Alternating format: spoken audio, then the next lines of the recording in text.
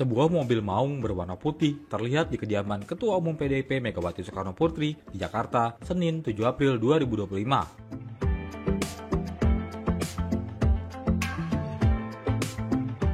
Sebagai informasi, mobil maung berwarna putih buatan PT Pindad itu menjadi kendaraan kepresidenan Prabowo Subianto.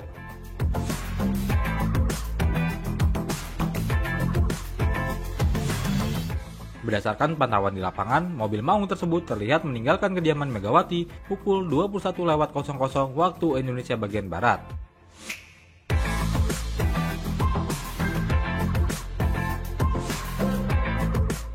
Mobil tersebut keluar dengan pengawalan ketat Pas Pampres yang berlarian di samping mobil itu.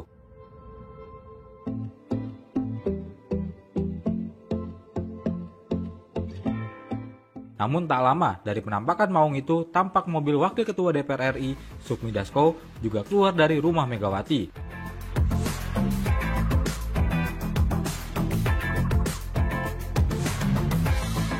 Saat dikonfirmasi terkait kehadirannya, Dasko hanya membuka kaca dan melempar senyum ke sejumlah awak media.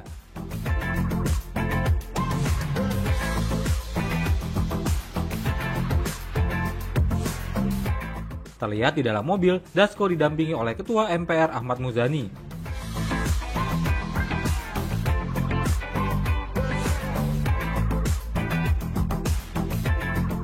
Serta Sekretaris Kabinet, Letkol Teddy Indra Wijaya di bagian depan mobil.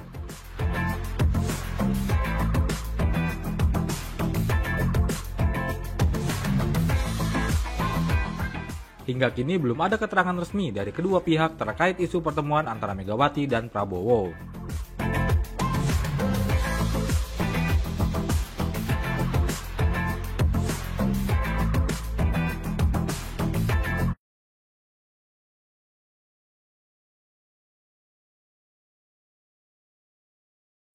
Selamat jumpa kembali, welcome back in my channel, in Revolver Channel Merdeka. Kita lihat tayangan tadi, terkonfirmasi bahwa ya betul ada pertemuan antara Ibu Megawati dan Bapak Presiden Prabowo Subianto. Ada apa dengan pertemuan keduanya yang kita lihat tadi, baik di slide foto maupun tayangan video, kelihatan akrab, humble, namun di dalamnya ada ruang senyap. Kenapa saya sebut di dalamnya ada ruang senyap? Sebab sampai hari ini tidak ada atau belum ada keterangan tentang apa isi pertemuan keduanya, baik langsung disampaikan oleh Ibu Megawati Soekarnoputri maupun Bapak Presiden Prabowo Subianto secara langsung, maupun disampaikan oleh juru bicara yang resmi ditunjuk untuk mewakili keduanya. Pertemuan itu kami yakini bukan pertemuan biasa, namun pertemuan tersebut adalah pertemuan politik. Kenapa demikian? Karena dilakukan oleh dua orang tokoh politik, masing-masing adalah ketua partai terbesar di Indonesia saat ini, dan kebetulan berada di ruang yang terpisah. Salah satunya berada di luar pemerintahan dan salah satunya adalah Presiden Republik Indonesia saat ini.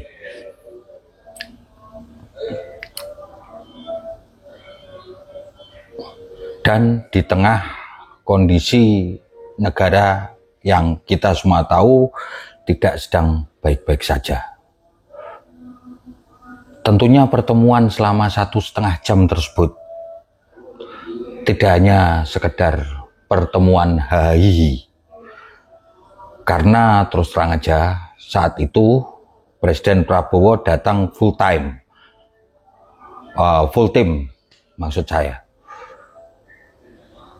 Di situ ada Don Dasko, ada Menko Polkam, ada Ketua MPR yang dimana mereka-mereka ini adalah tokoh-tokoh dari pemenangan Presiden Prabowo Subianto dan juga orang-orang Gerindra.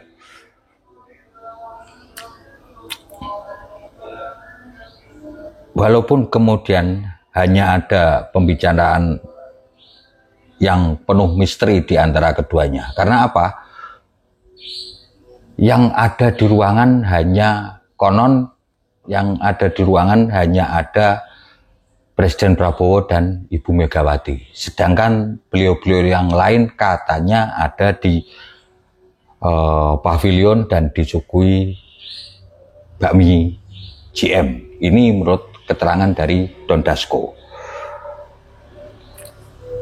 Di sini tampak sekali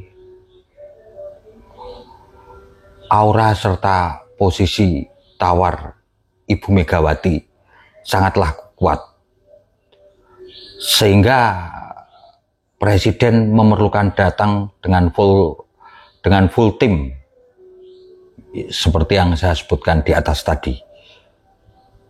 Oke lah, namun ada apa sehingga Presiden Prabowo harus melakukan itu?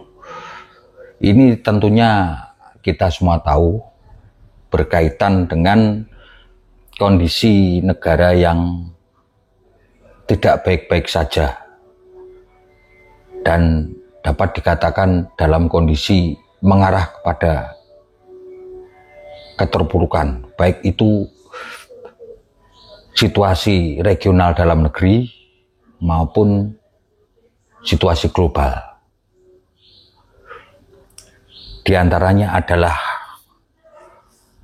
menurunnya kondisi ekonomi dalam negeri yang menurut asumsi kami sebenarnya akibat dari kebijakan-kebijakan pemerintah yang tidak jelas. Ini akan kami ulas di podcast setelah ini.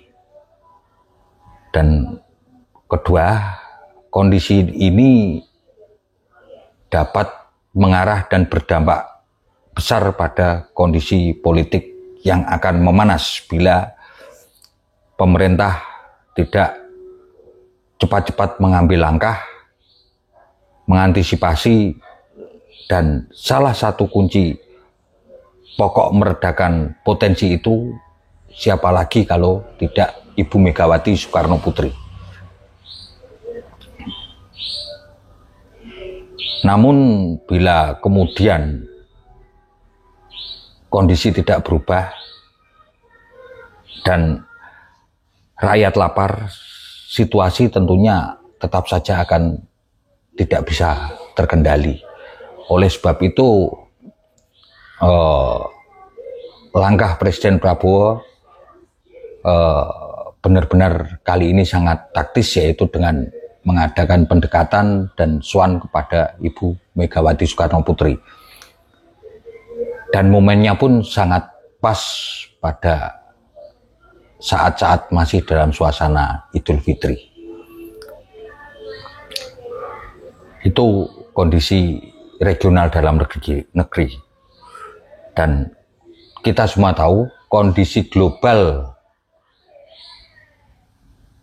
Indonesia saat ini adalah menghadapi tarif perdagangan Donald Trump yang telah menetapkan 32%.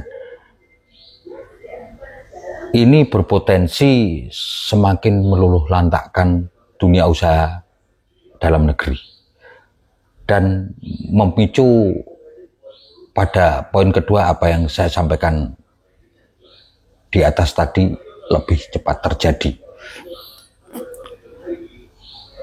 Kondisi global ini sebenarnya kalau kita cermati, ternyata tarif pajak ini tidak sama diberlakukan Donald Trump pada negara-negara mitra dagangnya maksud kami. Dan ini kami nilai lebih condong pada economic war antara Amerika China. Namun sesuai dengan Undang-Undang Dasar 45, kita sebenarnya kan menganut politik bebas aktif, tidak memihak kepada golongan manapun. Dan celakanya, waktu pemerintahan Jokowi yang lalu, negara kita ini secara ekonomi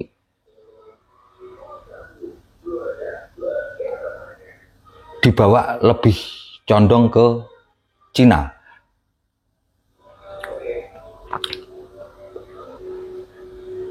Dalam kebijakan-kebijakan ekonominya maupun dalam kerjasama-kerjasama ekonominya.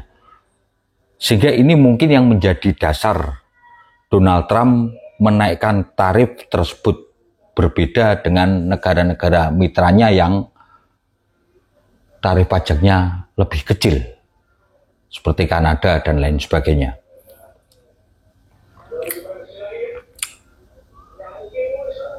Yang kita sebut sajalah itu negara-negara sekutu Amerika. Itulah kemudian kenapa menjadikan kedua tokoh bangsa ini bertemu. Karena jika mau jujur, disebabkan oleh gentingnya kondisi dan situasi negara kita menghadapi global war economic. Dan ini juga sangat berpengaruh dalam kondisi regional. Dan kita semua tahu bahwa kondisi ekonomi regional saat ini juga sedang tidak baik-baik saja, artinya sedang dalam kondisi rapuh. Di sisi ini nampak sekali nasionalisme dan kenegarawan keduanya. Demi mempertahankan negara ini dari ancaman global, yang ini jika tidak segera ditanggulangi dengan persatuan dan kesatuan bangsa ini, tentunya negara ini akan mengarah pada apa yang kita sebut failed state atau negara gagal. Namun tentunya kita yakin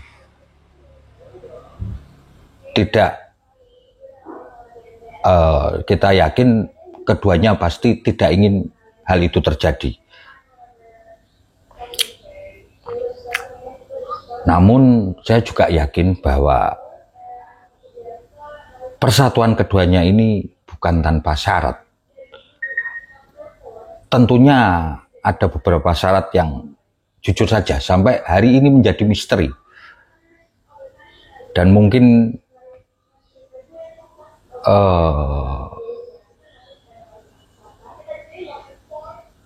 misteri ini yang tahu bukan mungkin lagi, dan misteri ini yang tahu tentunya hanya keduanya.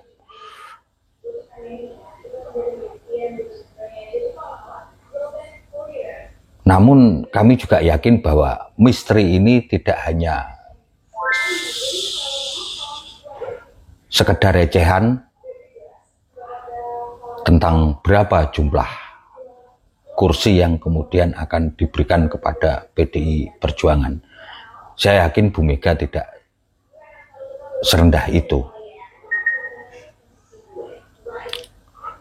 Namun yang menjadi dasar, tentunya ada dasar fundamental, tentunya adalah arah kebijakan yang menjadi dasar perjalanan bangsa ini ke depan. Bagaimana Prabowo dalam menjalankan arah kebijakannya, itu lebih penting daripada hanya sekedar jumlah kursi menteri. Saya yakin itu pasti yang akan dilakukan Bu Mega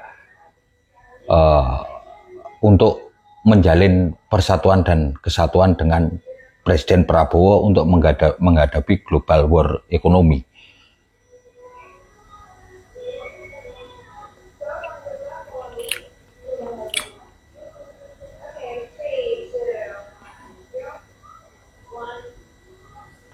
Nah, ini lebih penting sudah saya ungkapkan tadi. Karena apa? Sangat kita rasakan bahwa ekonomi kita di regional sebelum adanya kebijakan fiskal dari Donald Trump tersebut juga tidak sedang baik-baik saja, yang seperti saya sampaikan di atas tadi.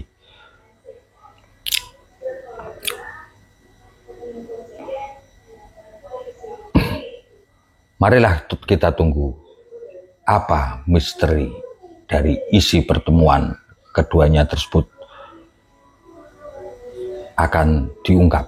Apakah kemudian Presiden Prabowo memperbaiki kebijakan-kebijakannya dalam menjalankan roda pemerintahannya, atau ada apa ini nantinya? Tentunya ini kita semua menjadi sangat penasaran, karena yaitu tadi, di dalam konon katanya hanya ada Presiden kelima Republik Indonesia Megawati Soekarno Putri dan Presiden Prabowo Subianto. Dan saya yakin betul Ibu Mega tidak akan melakukan hal-hal receh hanya demi partainya saja, tapi demi kelangsungan dan kejayaan negara kita bersama. Dan untuk ke arah situ sangat naif kalau kemudian hanya dapat jatah menteri.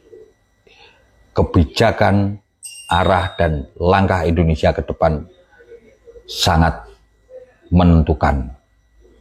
Itu yang saya yakin dilakukan oleh Ibu Megawati. Dan ini ada disclaimer, saran kepada pemerintah dalam menghadapi Trump. Pak Prabowo harus tegas dan berani dalam memainkan komoditi-komoditi kita yang terdiri dari sumber daya alam dan sawit. Kenapa ini saya sebut sebagai nilai tawar menghadapi kebijakan Trump tersebut? Dan saya harapkan jika itu dilakukan akan menjadikan presiden seorang yang benar-benar hebat di Asia. Buktikan ucapan Pak Prabowo bahwa Indonesia akan jadi macan Asia. Menurut kami hanya dengan cara memainkan sumber daya alam dan sawit. Ini adalah kesempatan emas presiden untuk memainkan bidak politiknya secara global. Karena apa? Beberapa potensi komoditas kita sebenarnya kalau cantik kita memainkan dapat mengontrol kepentingan kita di kancah global. Karena apa? Potensi cadangan nikel, gas alam, litium, dan minyak sawit kita adalah yang terbesar di dunia. Kita semua tahu kalau kita cantik memainkan itu, kita akan dapat setidaknya mengontrol perekonomian dunia demi kemajuan bangsa ini. Tapi itu tadi harus ada keberanian Presiden Prabowo. Atau mungkin hal ini yang kemudian dibicarakan dengan Ibu Megawati. Memainkan bidak dengan memainkan potensi-potensi kita yang saat ini membuat negara-negara lain menoleh kepada negara kita. Semoga betul apa yang menjadi analisis saya bahwa Presiden Prabowo bersatu dengan Ibu Megawati memainkan bidak dalam melobi kepentingan ekonomi Indonesia di kancah global dengan menggunakan senjata komoditas-komoditas yang tersimpan di dalam Republik ini yang kemudian ternyata itu adalah terbesar, cadangannya terbesar di dunia. Sekian dulu dari kami, dari Revolver Channel. Selamat malam, merdeka!